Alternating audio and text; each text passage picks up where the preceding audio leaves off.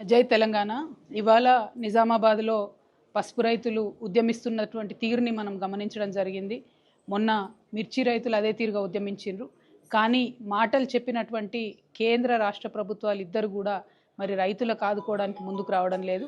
నిజామాబాద్లో పసుపు రైతులకు 15,000 మద్దతు ధర ఇస్తామని చెప్పి కాంగ్రెస్ పార్టీ అధ్యక్షుడిగా ఉన్నప్పుడు ఇప్పటి ముఖ్యమంత్రి గారు రేవంత్ రెడ్డి గారు మాట ఇచ్చి ఉన్నారు. అదే మాట గౌరవనీయులు రాహుల్ గాంధీ గారు కూడా చెప్తున్నారు. కానీ పసుపుకు ఇప్పుడు కనీసం 11,000, 9,000 కూడా రానటువంటి పరిస్థితులలో ప్రభుత్వం ముందుకొచ్చి మా నిజామాబాద్ పసుపు రైతుల్ని ఆదుకోకపోవడం అన్నది కేవలం రైతుల్ని నయవంచన చేయడమే, మోసం చేయడమే. కాబట్టి తక్షణమే రాష్ట్ర ప్రభుత్వం ముందుకొచ్చి పసుపు పంటను కొనుగోలు చేయాలని చెప్పి కనీసం 15,000 రూపాయలు మద్దతు ధర ఇవ్వాలని చెప్పి నేను డిమాండ్ చేస్తూ ఉన్నాను. Thank you.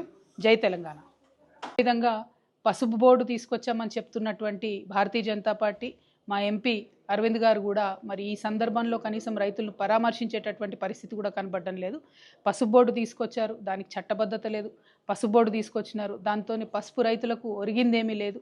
కనీసము ఆ పసుపు బోర్డు ఇనాగ్రేషన్ టైంలో బండి సంజయ్ గారు ఒక మాట చెప్పినారు, మేము చాలా దీంతో పసుపు రైతులకు లాభం చేస్తాము, ధరలు పెంచుతామని చెప్పినారు. మరి ఆ ప్రయత్నం చేస్తున్నట్టుగా కూడా కనీసం కనబడతలేదు.